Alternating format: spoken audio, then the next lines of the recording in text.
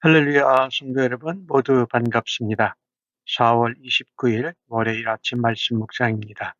오늘 하루를 시작하는 첫 찬송은 447장, 이 세상 끝날까지 찬송 올려드립니다.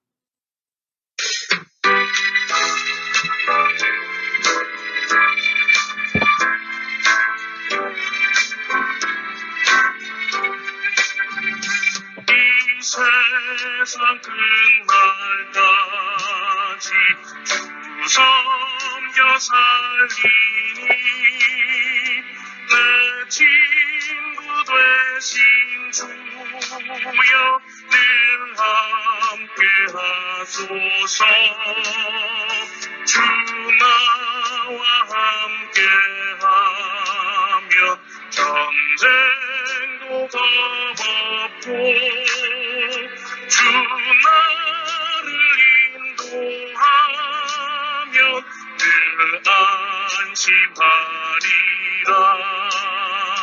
나 주를 따를 때에 주 약속하신 그 영원 주님 모두 이루어 주소서. 나 주의 뒤를 따라 섬기며 살리니 그 크신 은혜 속에 날 인도하소서. 이 세상 온 가시가 내 마음을 흔들고 저 악한 원수들이 앞밖에 있으나 주 나를 돌보시사 내 방패 되시고 내 옆에 계신 것을 늘 알게 하소서.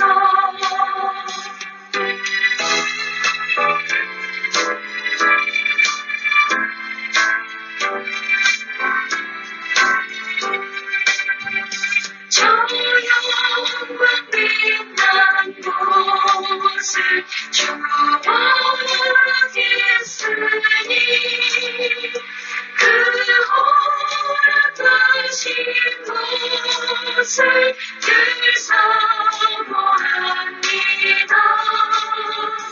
끝까지 쉬지 않고 주 따라오리니 주 넓은 사랑으로 인도하소서.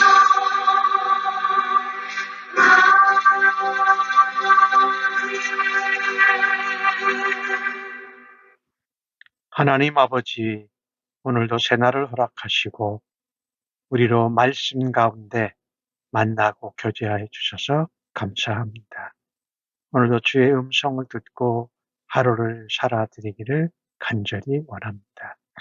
성령의 지혜와 총명으로 함께 하시고 충만한 가운데로 저희를 인도하여 주실 줄로 믿습니다. 평생을 살면서 주님 앞에 가는 그날까지 주님을 섬겨 사는 인생 되게 하여 주옵소서. 우리가 만나는 전쟁이나 어려운 일들 가운데에도 주님이 약속하신 것을 붙들기를 원합니다.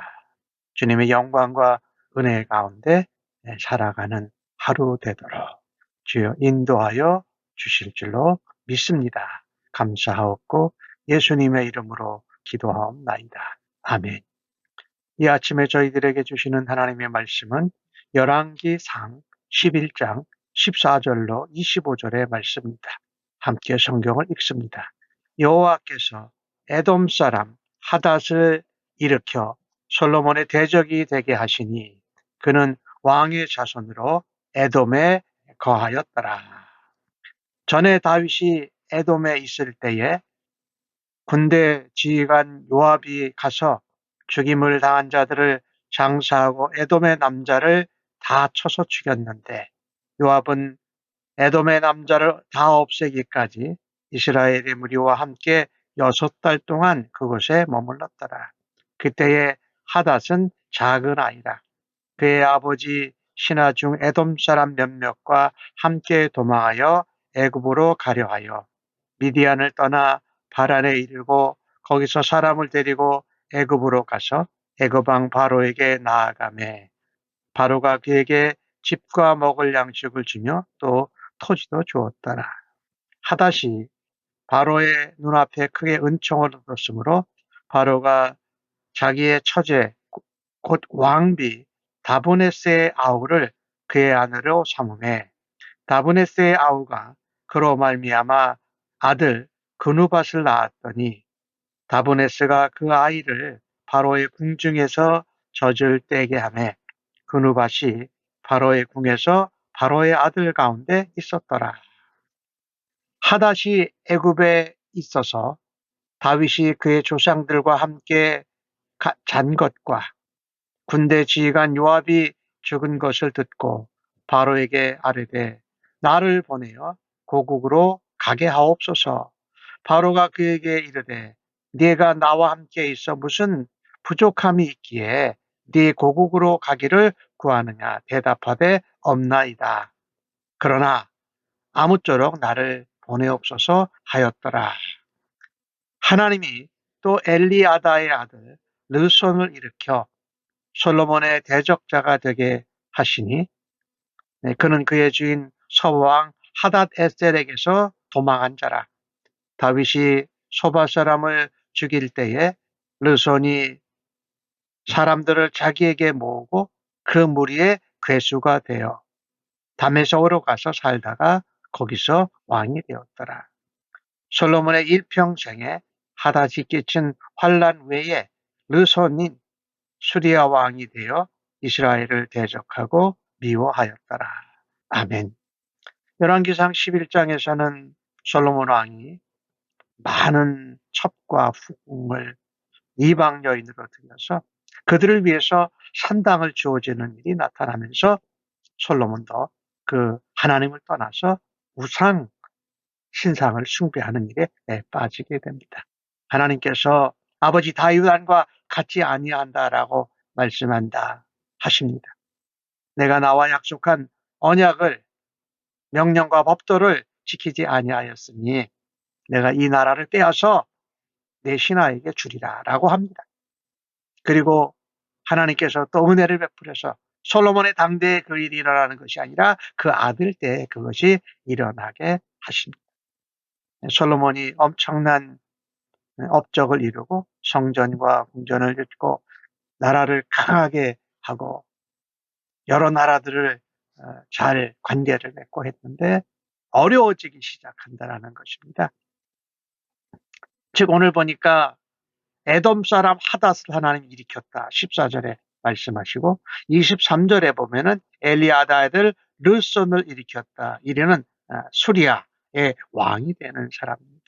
그러니까 에돔은 남쪽이고 수리아는 북쪽이지요. 그러니까 하나님께서 솔로몬 시대부터 남북으로 솔로몬을 대적할 수 있는 나라들 두 나라들을 일으켜 세우십니다. 그동안 솔로몬과 이스라엘과 유다 왕국은 하나님의 도우심으로 평안을 누렸습니다. 하나님과 언약하고 그 언약대로 행하면서 살았습니다. 마찬가지지요. 우리도 하나님의 도우심으로 평안을 누리고 평화를 누리면서 삽니다. 그런데 솔로몬처럼 하나님과의 언약에 신실하지 못할 때에 하나님의 도움의 손길이 줄어들고 없어지게 되는 것입니다. 그것이 어떻게 나타나느냐? 그동안 눌려있던 대적들이 다시금 수면 위로 부상하게 되는 것입니다. 에돔 사람 하닷, 이 왕의 자손이에요.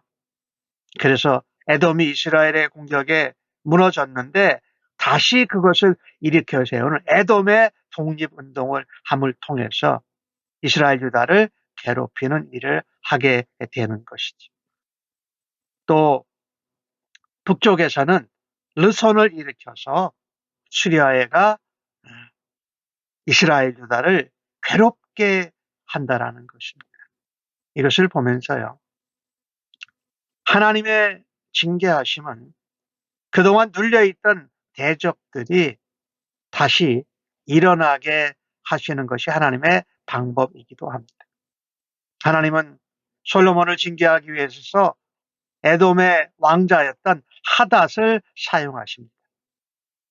그 하닷이 있던 그 에돔은 남쪽에 경계를 가지고 있어요, 이스라엘하고. 이스라엘이 에돔을 공격했을 때에 작은 아이였던 하닷이 신하와 몇 명이서 도망하여 애굽으로 갑니다. 애굽 왕 바로가 집과 양식과 토지를 줍니다. 그리고 바로 왕의 은총을 받아서 바로 왕의 왕비의 여동생과 결혼해서 또 그느밧이라는 아들을 낳습니다. 그런데 그 그느밧이 그 바로 왕의 왕궁에서 아들 가운데 있었다라는 것이죠. 굉장한 지위와 권세를 얻게 된 것이지요. 에돔의 왕족이었던 하닷은 이스라엘이 침공해 왔을 때 아주 정말 후사일생 여러 가지 어려운 일들을 겪으면서 이집트로 망명을 한 것입니다. 그런데 그가 이집트의 왕족 바로 왕의 집안과 같이 결혼하게 되면서 그 입지가 더욱더 확고해지고 관고해졌습니다. 이제 하닷이 에돔의 독립을 위해서 다시 그 나라를 재건하고자 하는 기회를 기다리고 있었습니다. 이제 다윗이 죽었습니다. 요압도 죽었습니다. 그러니 이제 바로 왕에게 말합니다. 나를 보내어 고국으로 가게 하십시오. 바로 왕이 말리지만 내가 너에게 부족하게 해주신 것이 있나? 하닷이 대답합니다. 없습니다. 그러나 아무쪼록 나를 보내옵소서라고 하면서 에돔을 다시 일으키는 일을 시작합니다. 자기의 조국이었던 에돔의 독립을 위해서 하닷 입장에서는 불타는 애국심을 가지고 이집트에서 다시 귀국하기로 결심합니다. 하닷의 귀국으로 인하여서 에돔 사람이 규합됩니다. 그리고 독립적인 조직적인 독립운동을 하면서 그것이 우리나라를 망하게 했던 이스라엘 유다를 다시 괴롭게 하는 일이 벌어진다라는 것이지요. 참 이 역사가 참 이 하나님의 손길 안에 있다라는 것인데요. 하나님의 보호를 거두시면 우리의 대적들이 일어나서 우리를 괴롭히는 삶이 시작됩니다.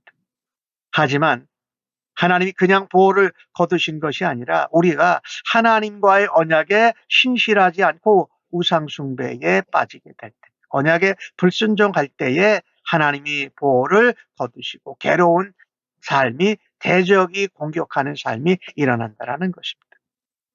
국가적인 대적이 일어나지요. 에돔. 그 다음에 이따가 나오는 르손의 수리아.